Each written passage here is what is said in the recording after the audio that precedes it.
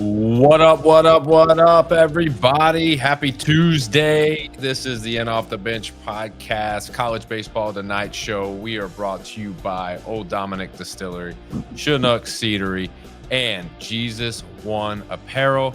And Jim, it's quite the midweek, and this is one of those days that we're going to look back on and go, you know, this was special for a couple of teams, but maybe unremarkable, or really they don't really care for others. So we'll talk about it. We'll break it all down, man. But you had a chance to go check out some local baseball, so I know you're ready to talk and ready to get into it. So midweek madness, man. Tuesday before conference, like what we got going on around the world today? Well, I'll tell you, Daniel. I mean, before I get into the college baseball, you know, I wonder if who I just went and saw, IOTV guest Talon Haley, I wonder if he will play college baseball, Daniel. It's hard to know when you go against high school talent, right? We're not seeing him go up against the best. It's not even fair. 94 to 96 from the left, 15 Ks, perfect, 5 1/3, got pulled out at 64 pitches, scouts galore. Angel Scout was the one giving me, the speed. So just absolutely killing it. If Vandy gets him, man, it's going to be something. You know, we're going to get into the SEC like we always do. But if he's there, Daniel, just more talent, the best in the country going there. So shout out to the kid, absolutely shoving. Almost 5 years to the date, Daniel. The Hunter Elliott Brady Tigers showdown on the same field. So the talent that's coming through North Mississippi. And a perfect segue, because we're going to start this episode in Mississippi, Daniel. In Pearl, you know, you got Ole Miss, you got Southern Miss. It means something extra in Mississippi, not just between Mississippi State and Ole Miss, but when you're playing Southern Miss, which both teams do. Southern Miss has got a lot of bragging rights this year, and they're just going to keep them going. And what a way to do it, Daniel. Our next guest is Colby Allen. And what does he do? Bases loaded, nobody out.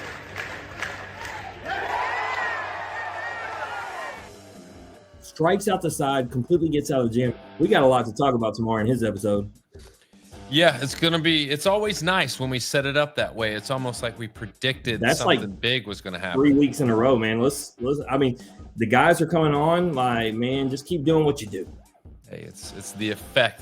You know, I don't want to put any magic out there, but it's something special that we have going on here. Speaking of something special, man, East Tennessee State. We talked to Dylan Lloyd yesterday about Tennessee having this midweek game, and he was, very adamant about the Vols need to make sure that they show up and they're ready to play, and they don't take these guys lightly because they're a pretty good baseball club. And sure enough, East Tennessee comes down there and they go to extras and they push a win. Tennessee goes through 9 pitchers. It was just a crazy, crazy situation, but undefeated no more is Tennessee. Full count pitch, lifted in the air, deep to left field, and into the East Tennessee night sky, Grant Gallick. We got all of that one, Daniel. And, I messaged out to the ETSU coach. You know what he told me, Daniel? What's that? Walk your drop, take over your drop. Walk your drop, take over your drop. It's kind of it's kind of fitting that they hit a bomb to go ahead in the 10th because of all the bombs that Tennessee hits on other people. So they get it was a no-doubter, so it had nothing to do with the park again. No, nothing, not at all. But Daniel, I take no stock into this, and my phone was blowing up while I'm at the high school game, and every single person I had the same response to. This is the best thing that could ever happen to Tennessee. Takes all the pressure of being undefeated off. As I told you, I was with Josh Tiger, Brady Tiger's head. He said absolutely. Those kids can now focus. The storyline isn't about being undefeated. Of course, my LSU brethren want to celebrate because that's what happens when you're number one seed. You always have something that goes wrong. The number one ranking is something that actually most teams don't want. The fans want it, but the players know that, usually that leads to you not going to Omaha. So, whoever can have it. But speaking of LSU, Daniel, I had to upload more clips because our guests were just hitting bombs and bombs and bombs. So I'm going to have to do this twice over. Watch this. 4 Tigers. The runners are moving. Fry hits it with authority the other way. This ball is up and away. This is hit way back. Pucker up. Kiss that baby goodbye. So Cade Arrowbeatty, the freshman we had on, he hits a bomb. Ethan Fry, we know he hits bombs. So I'm uploading this episode. We're fixing to go, Daniel, and then it happens. I got another clip. Fry may end the game on this. It's up, and in the bleachers. You can pucker up and kiss that baby goodbye and pucker up and kiss a win for the LSU Tigers. You know, Ethan Fry doesn't sell anyone short. When he hits bombs, he hits bombs. I mean, that was a great. I mean, he's sitting back on a breaking ball in that second at bat.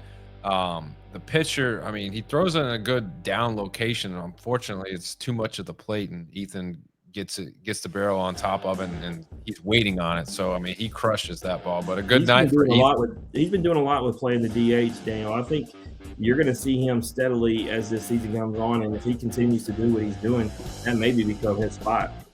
Hey, well, I mean, I think for you guys, that is a positive, knowing that you have a guy like that that's starting to swing the bat and get pretty hot. No doubt. Well, when we talk midweek madness, Daniel, what state does college baseball matter the most in the midweeks? Oh, North Carolina. Right. When we talked to Dalen Thompson about it, we've talked to Chance Mako about it. You know, guys from both of these teams, we know that those kids are from North Carolina. It means a little more. So you had a midweek out at Bowie's Creek, absolutely what you'd expect. Close game, 5-4, but ultimately Coastal Carolina taking care of business. Big pitch here. The 1-2. Poked into center. Thompson charging. Drops in. Clutch 2-out knock for the Chanticleers. Dalen would have had to dive about 30 feet to get that bad boy. I mean, and the tough thing is that situation. You're playing no doubles. You don't want to get anything over your head, and he drops one in off the end of the bat. That's just a tough scenario, and that's baseball for you. You know, sometimes they're going to hit them to you, and sometimes they're going to fall, and this one happened to find a little hole. And, you know, it'll pay itself forward. Eventually, Campbell will be able to come back, and they'll get one at some point during the season. But Coastal keeps getting all these midweeks, and their resume building. They're already top 25 in everybody's ranking now. Obviously, they were in ours from the jump. But Coastal, Daniel, let me ask you a question, man. If they keep this up, is the committee going to have no choice to maybe let, you know, a non-Power 4 team host this bad boy? So that's what I was going to ask. That's the question I was going to propose to you is, you know, these midweek games may not matter as much to SEC teams just because of the gauntlet that they're going to play, you know, in conference play. But someone like Coastal, who has a pre-ranking that is very good, and now they have to like put a little pressure on themselves to win these midweek games just so that it adds extra wins in that win column, whether it's by 1 or 2 or by 10 or 15, it doesn't really matter at this point. It's just you got to win games. And for them, I think in order for them to be considered one of those top 16 teams, you know. Listen to this. They got a win over Kansas State, who's a really good team. Or 2, excuse me. They that was one of those ones where they played 2-2. So they got 2 against them. They had a loss to Alabama, right? We know how good Alabama is. Win over NC State, win over UNC Wilmington, you know, beat North Carolina, lost to ECU, beat ECU. You know, they had a loss to Wake Forest, take a series sweep in Georgia Southern, and then lost to Campbell. So their losses are all to top 25 teams, but they also have 3 top 25 wins. Like, so 3-3 against the top 25 when you're not a Power 4 team, that's a good resume. Yeah, definitely. It's definitely nothing to glance over, and it's definitely going to be a conversation if they continue to win games at the way that they are at the end of the season when it comes to host sites and who's going where. But Jim, you know, for midweek, we got a couple more just rapid fire to kind of finish things off. And I had an epiphany this morning, and I think it's starting to change. But I woke up this morning, and for whatever reason, I was looking at Merrick Houston, and I was looking at Wake Forest, and I was like, man, I feel like this team has the makings to slowly creep in and be an Omaha team and be that team that people were like, oh, man, they're actually really good at the end of the season. And they're only 1 season removed from being there. So it's like, well, why not them? And then they come in to midweek, you know, today, and they drop one to Liberty 11-8. And granted, Liberty's not a bad baseball club, but it's a midweek game that you got to have. And so I'll ask you, Jim, does that matter for Wake Forest? No, but I'll say this: what it does show unlike Tennessee where they threw off 9 pitchers, I don't think Wake Forest has the depth when it comes to their pitching staff. Outside of their front 3 guys, that's why, like, if you go to their opening weekend where they played 4 games, you saw a lot of runs given up because they had to go past those main 3 guys. So it's a concern if they have any kind of injuries, which we know can easily happen. So we know they can put up runs with the best of them, but some of the other guys in that pitching staff got to start to show something, because you see a lot of these games where those guys aren't going and they're giving up 7, 8, 9, 10, 11 runs. So anybody figure it out. Well, I mean, you know this more than anybody. It's not about when the bullpen shows up. It's just they got to show up at the right time. And so hopefully that a salute to 2023 LSU.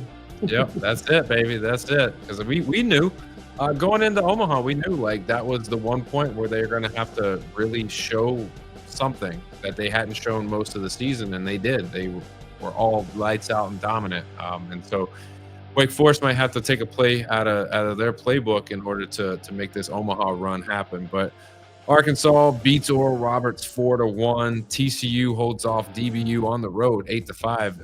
DBU, I mean, that would have been a good one for them to have, just a TCU win. But I don't think, a loss to TCU is. But this goes to what we were just talking about on the Coastal Carolina thing. If DBU wants to be that team we're talking about, the midweeks matter. You said it. So these games like this matter. But DBU does have some good ones. We know that.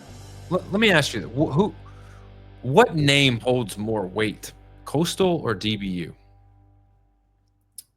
To me, Coastal. Before I became an avid college baseball person, when I was a casual, Coastal was a name that meant something to me. I don't. DBU's got more clout than any mid-major. You're just saying that because they got your initials, bro. That's my squad, bro. That's my team. I own them. No, yeah, they should. They needed to pick up a win. Obviously, they'll trade the loss today for a series win this weekend for sure. But it definitely, in regards to what you were saying, like, it doesn't help build a resume when you're looking at the end of the season. Alabama, they hold off in 10 innings a frisky South Alabama team. Not that Alabama needs the win; they've got plenty of them.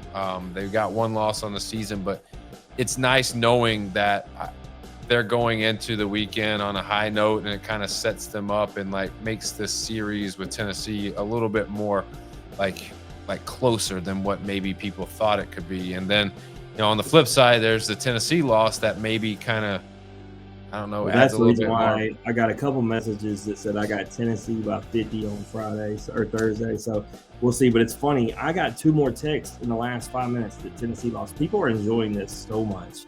I mean, it's if you're not a fan of them, then yeah, you're probably enjoying the fact that they lost. They're the Warriors 2015, 2016. We're right back.